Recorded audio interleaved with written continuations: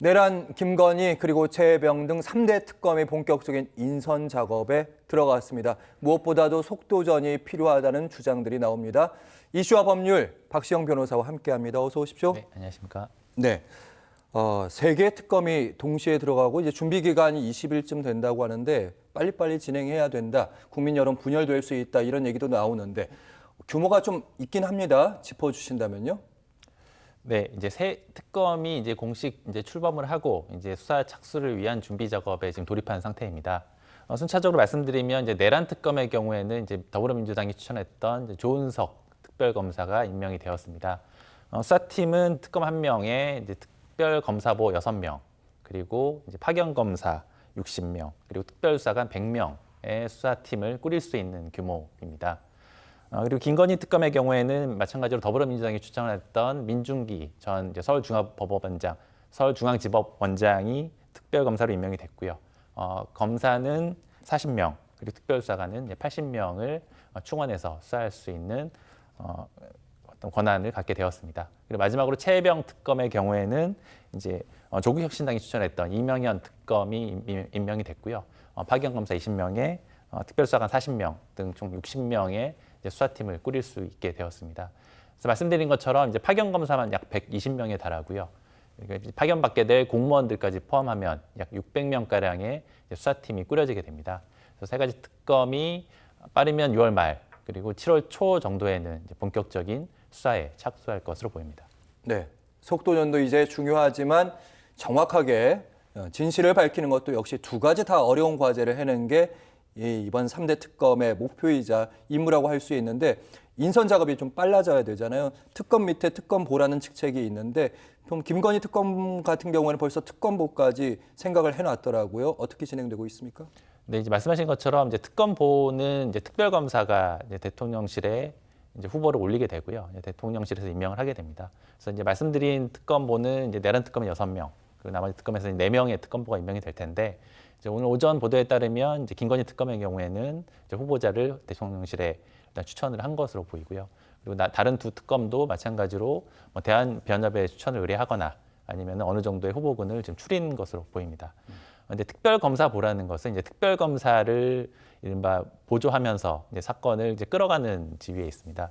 근데 혹시 앵커께서 그 이전에 있었던 여러 특검 중에서 기억나는 특검보가 혹시 있으신가요?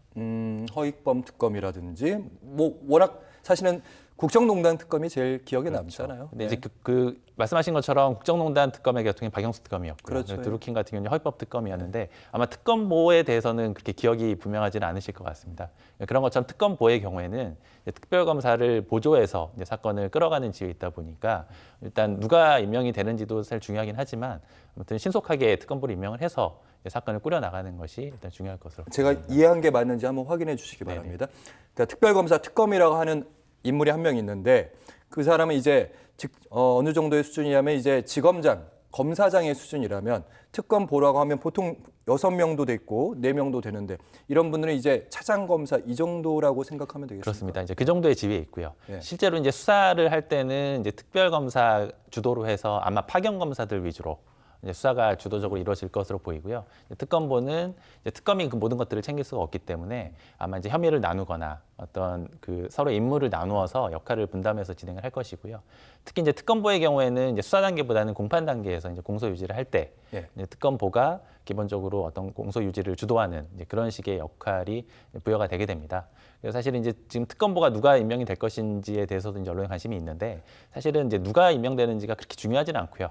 신속하게 특검보가들이 임명이 돼서 수사팀이 언제 꾸려지느냐 그리고 어떻게 보면 이제 그 수사를 잘 해 나갈 수 있는 파견 검사들을 어떻게 파견받아서 수사팀을 꾸리느냐 그것이 어떤 특검의 성패를 가르는 중요한 요소가 될 것으로 보입니다. 알겠습니다. 특검이 이제 선장이라면 특검보는 이제 조타수의 역할을 한다, 운전을 한다. 이 정도로 생각하면 되겠는데 하지만 박시영 변호사께서는 제일 중요한 거는 파견 검사, 실무를 하는 사람들이 되게 중요하다 이런 말씀하셨는데 120명쯤 파견 검사가 3개 특검으로 나눠지게 됩니다. 여기서 관심이 가는 대목이 좋은 인물들로 채워져야 되는데 예를 들어서 윤석열 전 대통령과 근무연이 있다든지 중용됐다 그러든지 그러면 이제 객관성과 중립성에 대해서 물음표가 제기될 수밖에 없지 않습니까? 네. 아마도 이제 그 파견 검사의 경우에는 이제 아무나 이제 파견을 받는 것은 아니고요. 이제 법상에 따르면 특별검사가 요청을 하게 됩니다. 그러면 이제 법무부와 대검찰청이 협의해서 인력을 이제 파견하는 순서로 진행이 될 텐데 말씀하신 것처럼 이제 내란 특검의 경우에는 이제 피혐의자가 윤석열 전 대통령이고요. 김건희 특검의 경우에도 김건희 씨가 일단 수사 대상이기 때문에 아무래도 이제 윤석열 당시 이제 뭐 검사, 검찰총장과 근면이 있는 검사들은 배제될 가능성이 높습니다. 그렇지만 어느 정도의 어떤 수사력을 갖추고 있고 객관성과 어떤 공정성을 가지고 수사할 수 있는 인력이라고 한다면 이제 어느 정도 파견 범위에는 포함이 될 것으로 보입니다. 근데 지금 일단 검사들이 이 특검에 어느 정도의 어떤 선호도가 있을지 이런 부분들은 아직 이제 명확하게 드러나지 않는 사실 것인데요. 요즘 들려오는 얘기가 네. 검사들이 지금 특검에 가고 싶어 한다. 이런 얘기들이 많이 들리더라고요. 네, 이제 아마 이제 특검에 파견이 돼서 수사를 한다는 것은 이제 중요한 사건, 특히 이제 이 세 가지 특검도 아주 중요한 사건이기 때문에 이런 수사 경험을 쌓을 수가 있고요. 또 나름 실적을 낼 수 있는 기회이기도 합니다. 그런데 한편으로는 지금 이제 그 어떤 검찰청법에 대한 어떤 변화 가능성도 있는 상황이기 때문에 그러니까 검사를 두 가지로 공소청, 수사청으로 이렇게 나눈다. 이 민주당의 개혁 법안 얘기하시는 거죠. 그렇죠. 그래서 지금 이제 일부 언론 보도에 따르면 이런 특검에 파견되는 것에 대해서 적극적이지 않다 이런 보도도 좀 나오는 것 같습니다. 그래서 실제로 이제 파견 검사가 말씀드린 것처럼 120명을 이제 파견을 받을 수가 있는데요. 이제 어떤 인물들이 어떤 검사들이 파견되는지를 보면 어떤 전체적인 분위기나 파악이 가능할 것으로 보입니다. 네, 곧 있으면 아마 명단이 나올 테니까요. 금방 이거는 이제 분석이 나올 것 같습니다.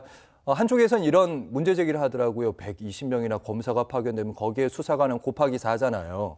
그렇게 되면 이거 전체 검사가 2,200명인데 이거 검찰의 고유한 기능이 어느 정도 제한적으로 될 수밖에 없지 않느냐. 그 부분에 대한 우려의 목소리도 있습니다. 어떻게 보시는지.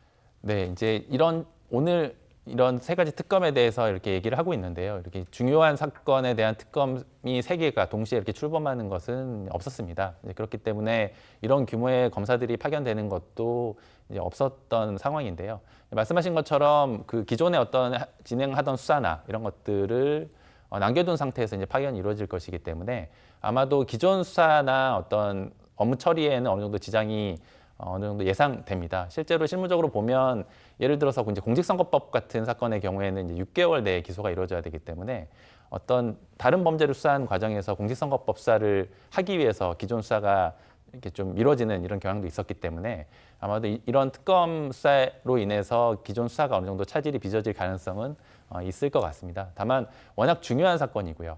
그리고 국민적 관심이 높은 사건이기 때문에 특검의 어떤 그 수사 이런 것들은 좀 불가피해 보이고 그래서 일단 특검 수사와 기존 수사들을 어느 정도 잘 정리할 필요성은 있을 것 같습니다. 맞습니다. 예. 내란 사태만큼 중요한 이슈는 없었으니까요.